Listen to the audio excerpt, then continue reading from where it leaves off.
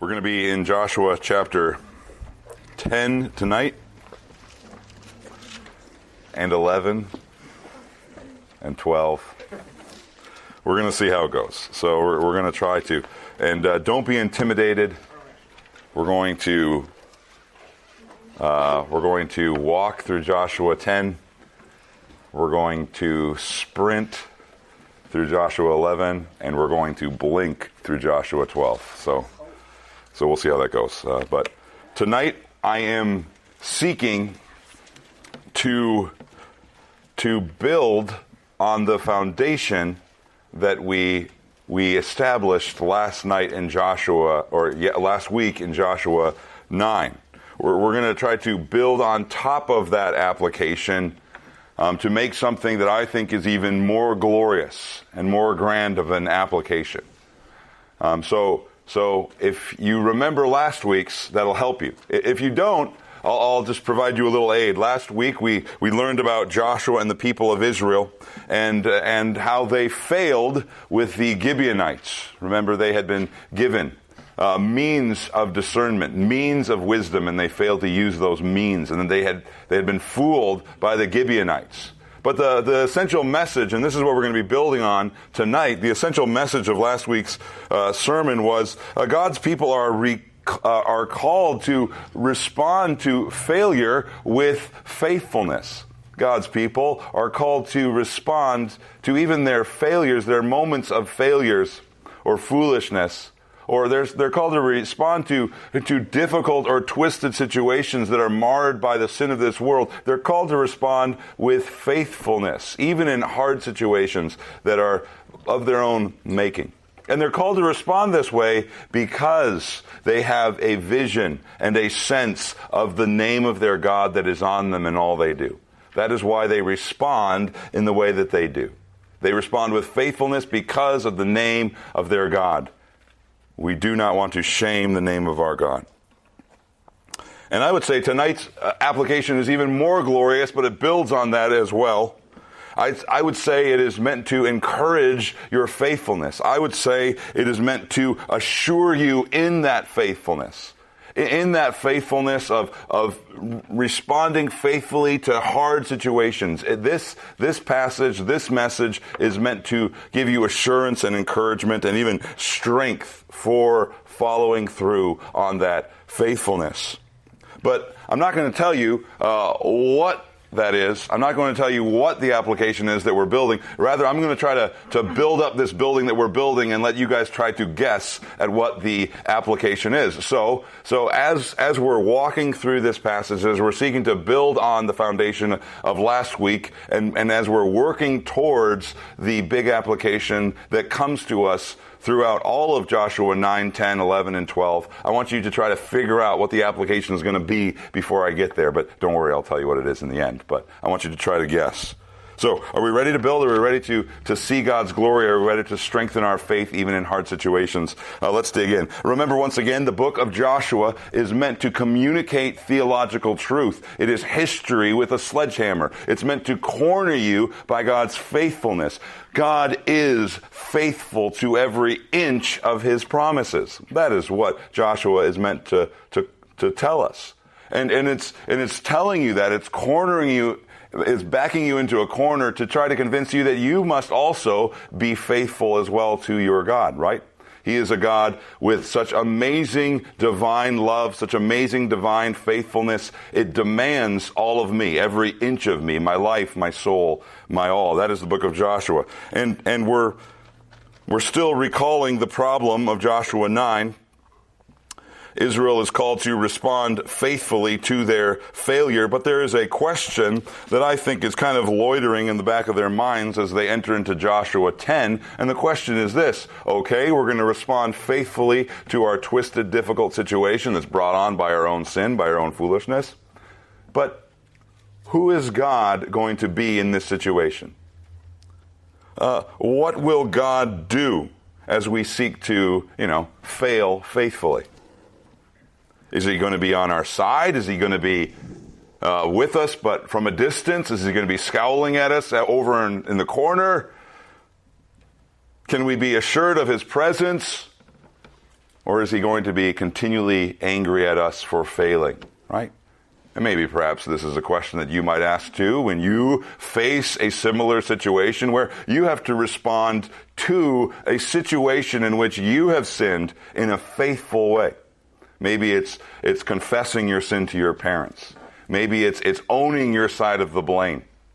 But you have to respond faithfully. But the question is, hey, when I confess my sin, when I can expose my sin before God, when I respond well, when I respond faithfully, who is God in that situation? When I don't just live for my name, but I live for His name. When I say to myself, His name is on me, therefore I'm going to respond faithfully. How will God be towards us in that situation? Let's read Joshua 10. We'll read the first 5 verses. Now it happened that when Adoni-Zedek, king of Jerusalem, heard that Joshua had captured Ai and devoted it to destruction, just as he had done to Jericho and its king, so he had done to Ai and its king, and that the inhabitants of Gibeon had made peace with Israel and were within their land. Now they feared exceedingly because Gibeon was a great city, like one of the royal cities, and because it was greater than Ai, and all its men were mighty. Therefore, Adoni-Zedek, king of Jerusalem, sent word to Hoham, king of Hebron, and Piram, king of Jarmuth, and to Japhi, king of Lachish, and to Deber, king of Eglon, saying, "Come up to me and help me, and let us strike Gibeon. For it has made peace with Joshua and with the sons of Israel." So the 5 kings of the Amorites, the king of Jerusalem, the king of Hebron, the king of Jarmuth, the king of Lachish, the king of Eglon, gathered together and went up, they with all their armies, and encamped by Gibeon and fought against it. Here we have the king of Jerusalem, Adoni-Zedek, which literally means my Lord is righteous or my Lord is just. Very similar to another king's name who was also a king of Jerusalem, Melchizedek. The Lord is righteous.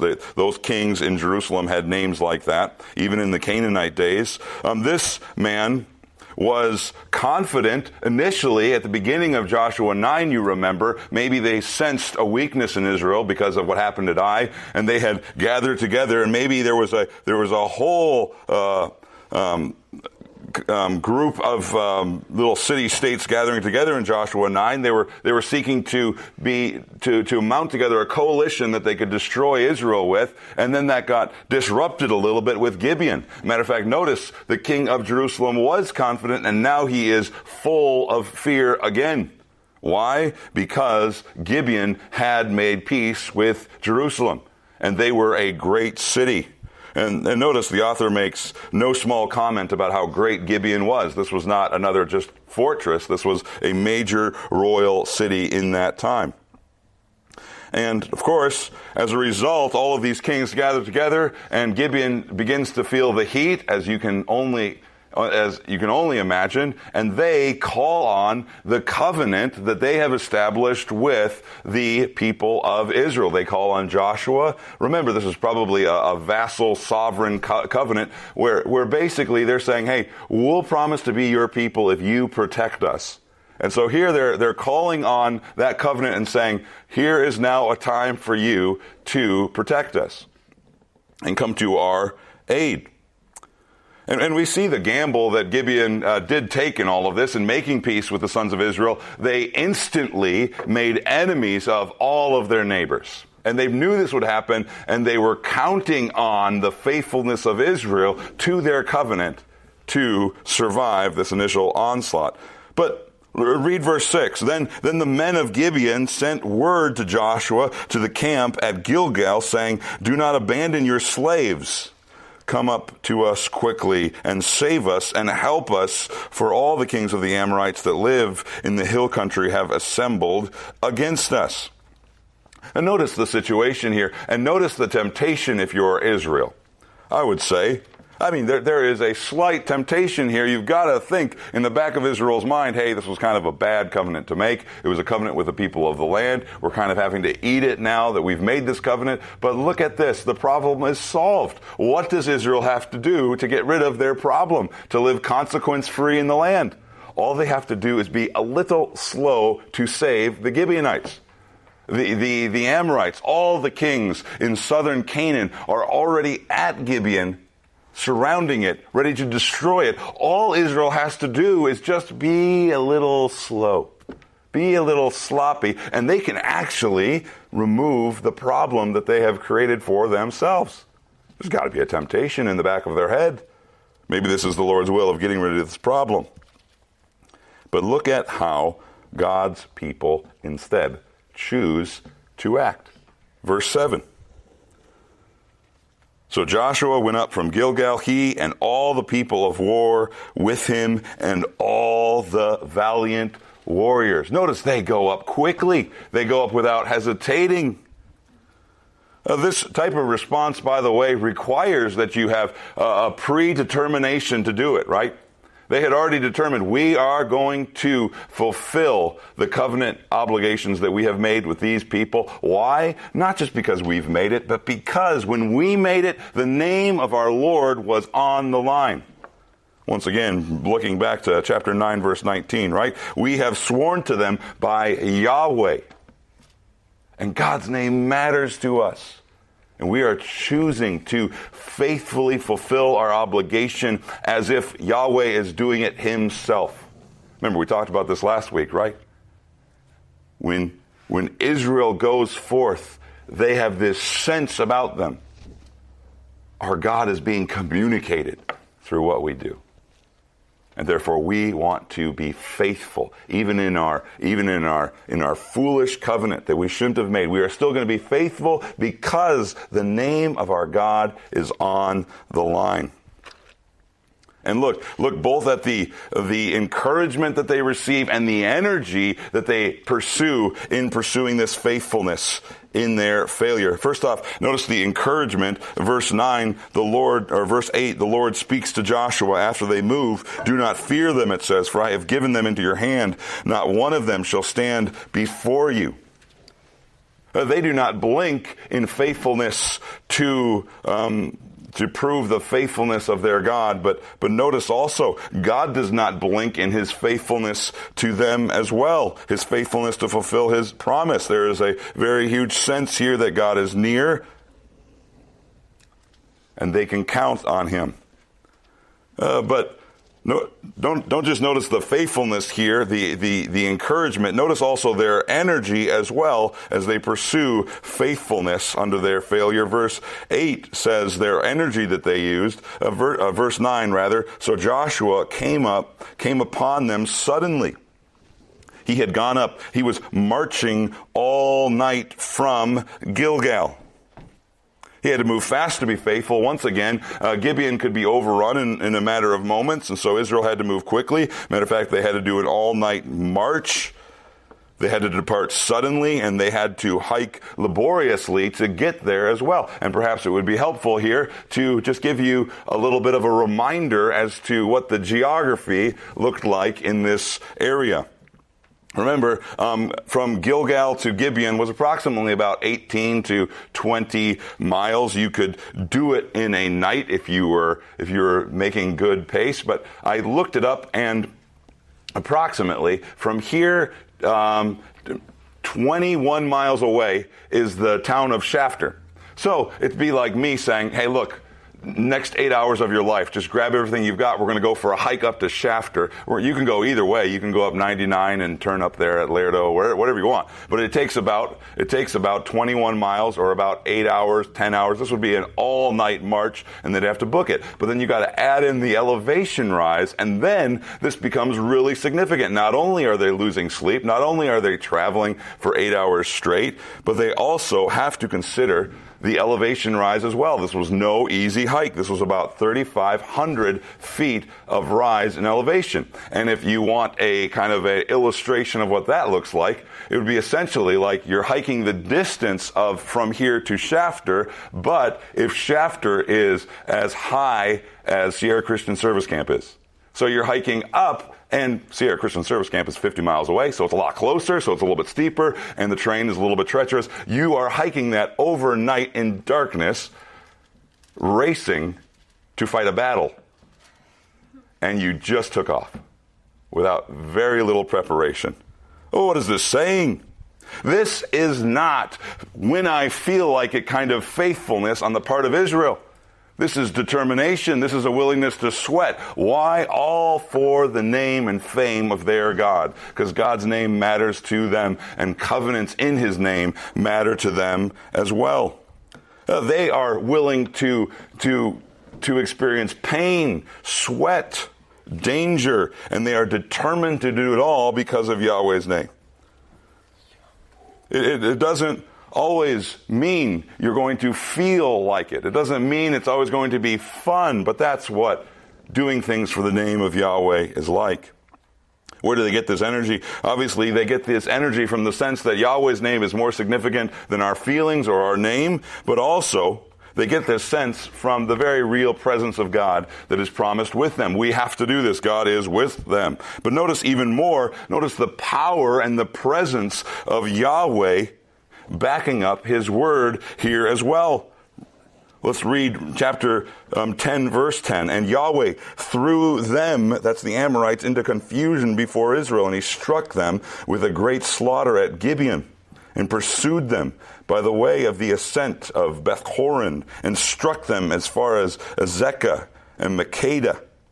Now it happened as they fled from before Israel while they were on the descent of Beth-horon that Yahweh threw down large stones from heaven on them as far as Azekah, and they died. There were more who died from the hailstorm than those whom the sons of Israel killed with the sword. Then, or you could say, at this time, Joshua spoke to Yahweh in the day when Yahweh gave over the Amorites before the sons of Israel. And he said in the sight of Israel, O sun, stand still at Gibeah, and O moon, in the valley of Aijalon. So the sun stood still and the moon stopped until the nation avenged themselves of their enemies. Is it not written in the book of Jasher, the sun stood in the middle of the sky and did not hasten to go down for about a whole day? And there was no day like that before it or after it when Yahweh listened to the voice of a man, for Yahweh fought for Israel. Then Joshua and all Israel with him returned to the camp to Gilgal. Notice the power and the presence of Yahweh backing up his word. First off, check out to borrow the words of a certain genie that you all know. Notice the phenomenal cosmic power that's on display here in this passage.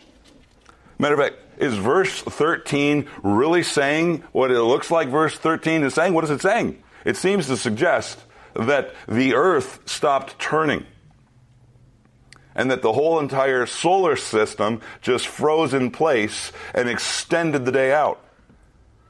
How in the world does that deal with lots of issues like gravity, ocean, current, tide? What's going on for all of that to happen? As a matter of fact, many conservative scholars try to figure out what exactly happened that caused all of this to happen, and some of them give all sorts of suggestions. Some people say this is just kind of a poetic expression. You've got this quote from the book of Jasher, which may be a poetic book, and maybe that's what this language is. It's just trying to express, like, man, the day really felt long.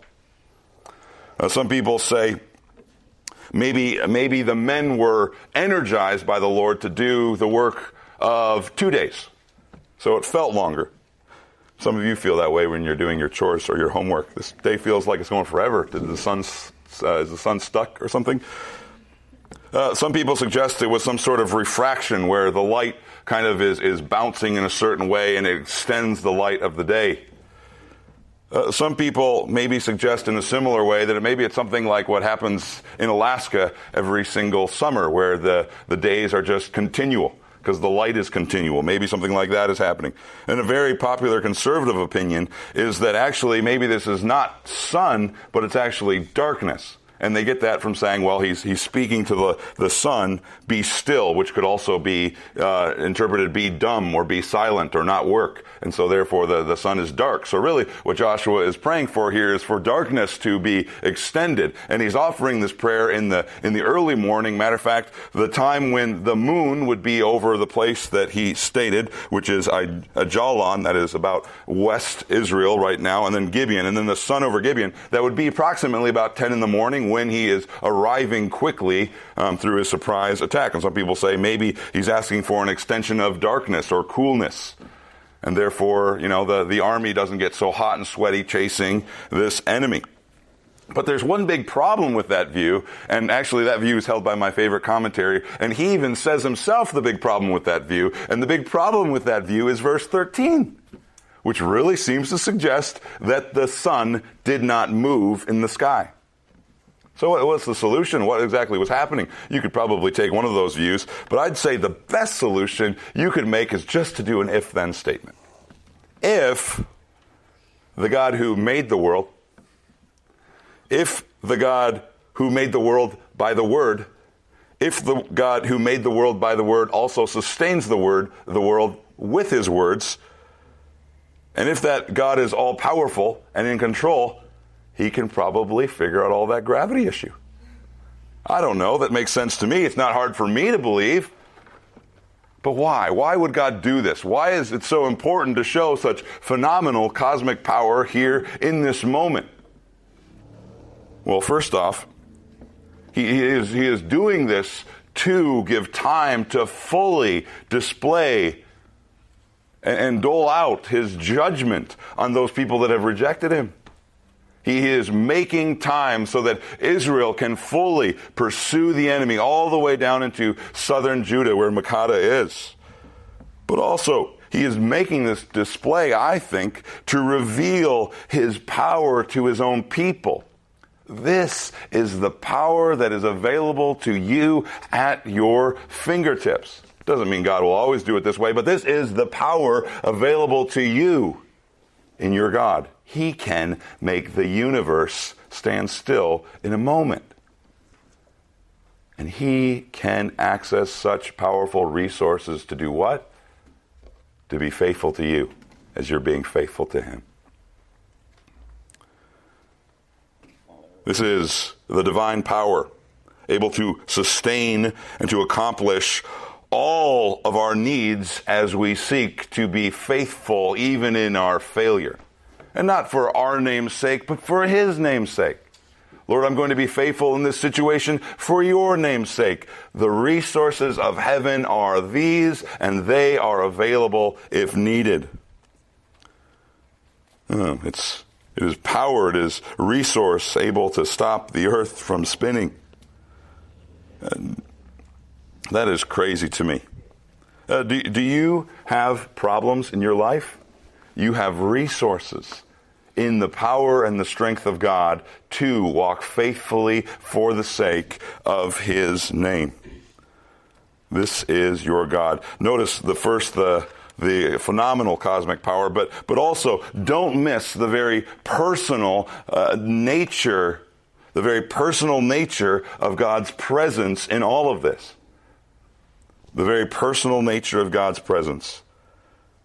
Some translations, perhaps yours, I don't know, soften 10 and 11 a little bit, and they make it kind of sound like Israel was doing a few of these things. God, caused the confusion, then Israel did the mop up. But I think it's better to actually suggest that Yahweh was doing every one of these verbs in chapter 10. Notice, what does he say? Chapter 10, verse 10. Yahweh threw them into confusion before Israel. He, LSB has a capital H, He struck them with a great slaughter. He pursued them. He struck them. Verse 11, Yahweh threw down large stones from heaven. Who's pursuing? Who's striking? It appears in context to just hold the same subject to be Yahweh Himself that is personally involved in this judgment. And just check out the divine warrior of Israel in action here.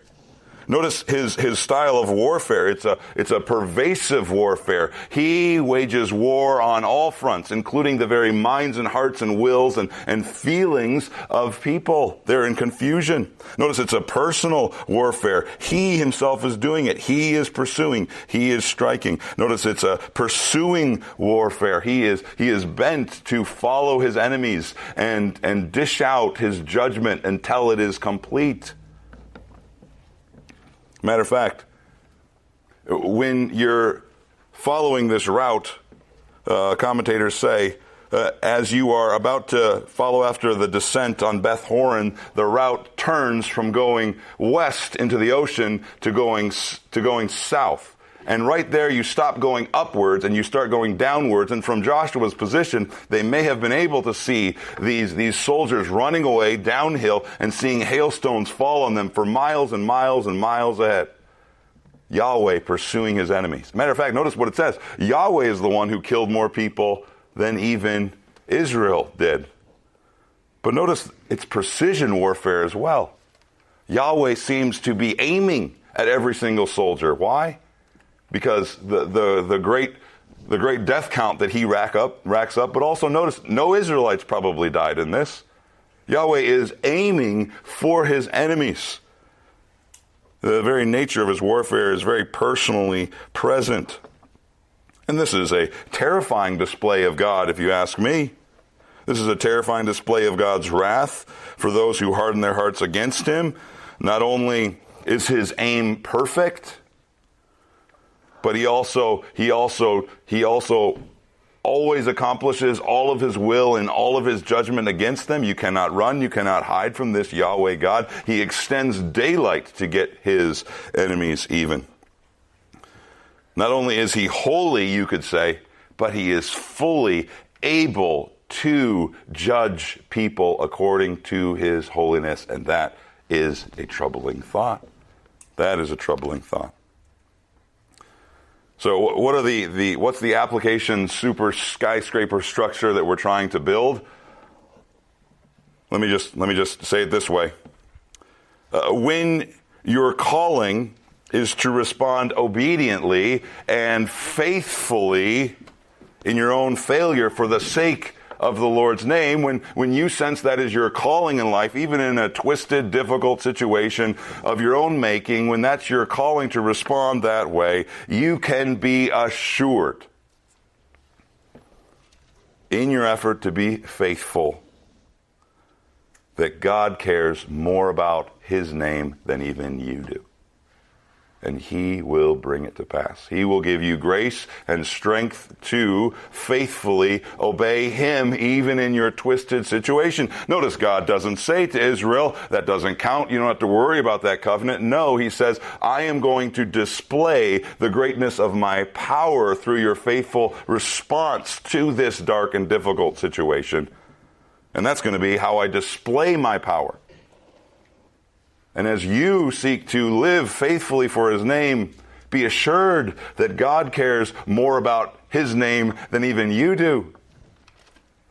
Now, I'm not saying that God will remove all the consequences of your life from your life. I also want to be careful. I'm not saying that there is no sweat and energy that will be required of you. Obviously, there's a lot of sweat. 3,500 feet of sweat, in fact, for Israel.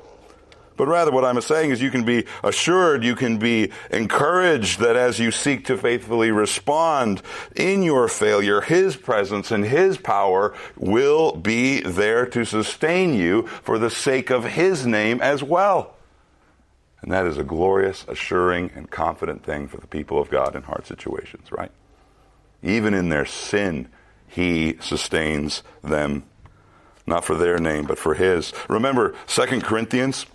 This is a different situation, but 2 Corinthians 12, the Apostle Paul is talking about a thorn in the flesh that was most likely not something physical in his body, but more like a adversary in the Corinthian church, somebody that was causing trouble and all sorts of grief. It was painful. It even says, Paul says in 2 Corinthians 12, verse 8, that he pleaded with the Lord 3 times to remove it.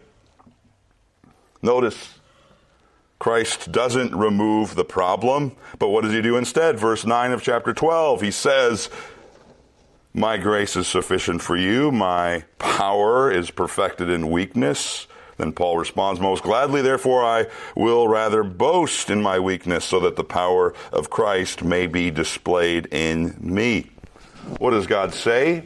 What does God say when we find ourselves in circumstances, maybe of our own making or of a consequence of this twisted world that we live in, and we're seeking to live faithfully for his name? He doesn't always say, hey, I'm going to remove the problem for you, but he does say, I will give you more grace instead.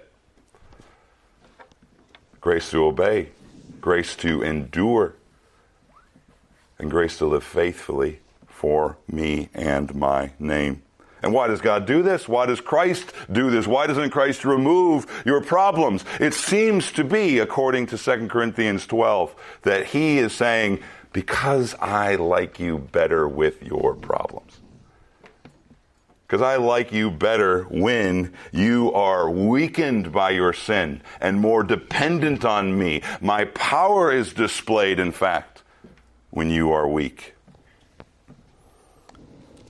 To sum up, when you make faithfulness, despite your failure, a priority in your response to life's difficulties, you can count on God's grace to sustain you because of his name. And may I try your patience with one more application, one more little skyscraper. It's just nothing. It's just another skyscraper application that you just need to see in this big, huge passage that we find ourselves in as we are building on Joshua 9. Number two, the second thing you need to take away from this is maybe just this. Look at what such a faithful response produces. Look at the consequences of a faithful response to a twisted situation for the sake of God's name. Now, I want to be careful here. I am not saying just go out there and sin for God's glory. I am not saying, sin more that grace may abound. I am not saying that you will always get a result to this extent, but I'm just giving you this as an illustration of the good things that God can mean through seemingly bad things of life.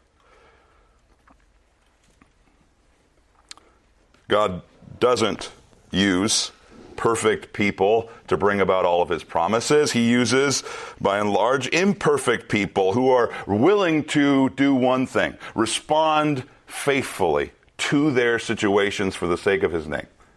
And he does amazing things through these people. Just look at the response, the outcome that comes from their response.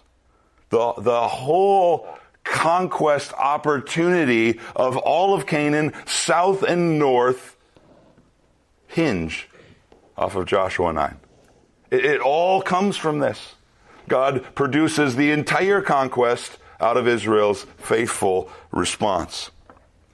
So here's where we are flying through Joshua 10. Are you ready? Joshua 10 is the conquest of the southern kingdom. We've already been in half of Joshua 10, but you'll notice there, Joshua 10:16 kind of returns to walk through in detail about how this conquest looked. It kind of already summarized it for you there in chapter 15, Israel returning to Gilgal, because in chapter 40, or in verse 43, it repeats that same line, which seems to suggest that everything in between now and there is kind of like a summary of what this all looked like. After Yahweh finishes off the main force with hail, we see Israel chases the enemies all the way to this city in the south of Judah called Makkedah. First, they chase all of the army and they knock out the larger force. And they lock up the kings in a cave while they try to take out all of the armies, while the rest of the armies are hiding in their fortified cities, verse 20 tells us. And then after killing these kings, hanging them on stakes till evening in verse 26, they kill every inhabitant of the city there in Makkedah. And then you see, beginning in verse 29, that they go on this systematic city by city kind of conquest. They don't burn down cities, but they simply destroy all of the citizenry that are rebelling against Yahweh. And notice it's all summed up there in verse 40. Thus Joshua struck all the land, the hill country, and the Negev, and the Shephelah, and the slopes, as well as all their kings. He left no survivor remaining, but he devoted to destruction all who breathed, just as Yahweh, the God of Israel, had commanded. And Joshua struck them from Kadesh Barnea, that's the very south, even as far as Giza, and all the country of Goshen, even as far as Gibeon. And Joshua captured all the kings and their land at one time, because Yahweh, the God of Israel, fought for Israel.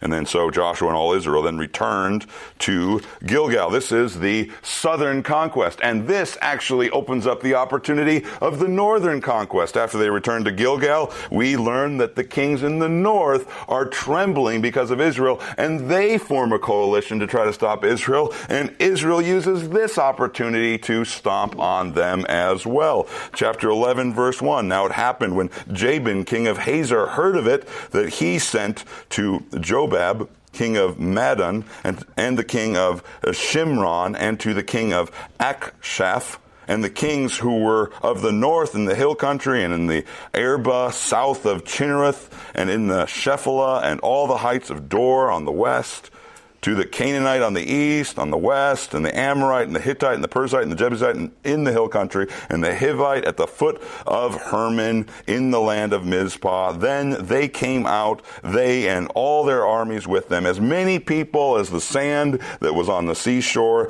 with very many horses and chariots. So all these kings agreed to meet, and they came and encamped together at the waters of Meron to fight with Israel. Then Yahweh said to Joshua, do not be afraid because of them, for tomorrow at this time I will give all of them over slain before Israel, and you shall hamstring their horses and burn their chariots with fire. First off, Israel comes on these northern Canaanites suddenly, just like they did in chapter 10. And then Yahweh gives them complete victory to the point where they actually burn all their chariots and permanently disable their horses by hamstringing them. And notice the result is all of these nations split up and run for their lives, and Israel's able to take them all out. Verse 11 and 12 summarize, and they struck every person who was in it with the edge of the sword, that is Hazor, devoting them to destruction. There was no one left who breathed, and he burned Hazor with fire. Joshua captured all the cities of these kings and all their kings, and he struck them with the edge of the sword, and he devoted them to destruction, just as Moses, the servant of Yahweh, had commanded. And finally, notice, the author almost kind of makes a joke of it. He almost doesn't even talk about it. But the author just kind of skips over some massive battles. And it's interesting to me because he spends so long on a dinky little town like Ai, and so long on a small little fortification like Jericho. You'd expect him to take chapters on Hazor, which is a major northern complex. It's got a massive wall, multiple gates. But no, all he mentions is that they burned Hazor with fire. And then, if you've got an eye for the Bible, you'll notice at the very end of this chapter, in verses 21, Joshua and Israel take out the Anakim, the sons of Anak, who caused all of those problems with the first generation of Israelites. They were too afraid to go into the promised land because the sons of Anak were there, and they were giants. But the author just skims over them as if they're no big deal. It's almost as if he's saying, faithfulness isn't a problem for your God. Don't let faithfulness be a problem for you either. And if you need an index of God's faithfulness, that's what chapter 12 is. Just an index of victories. An index of the faithfulness of our God. Now, we have zoomed through 3 chapters, flew through chapter 12. You didn't even know I was in it. Let me just try to land the plane here in a few minutes, just maybe 1 or 2. You can't just slam the brakes on a plane when you're flying that high. First off, we've talked a lot in these chapters about the faithfulness of our God, haven't we? We've talked a lot, and this is tremendous good news for God's people. Even in their failure, this is tremendous good news. God is more committed to His name than I am. And when I live for His name, I have great assurance in His strength and in His resources and His grace. But let's not kid ourselves. These chapters are not good news to everyone, right? If you are not in Christ this evening, these chapters are incredible bad news to you, aren't they? Because they show you of the great warring character and nature of the God who is determined to bring every bit of unrighteousness into judgment.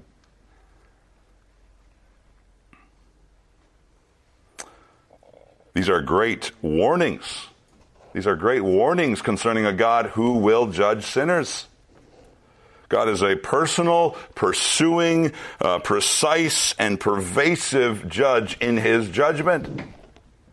And if you think this scene is horrifying, it is even more horrifying in the eternal judgment of God.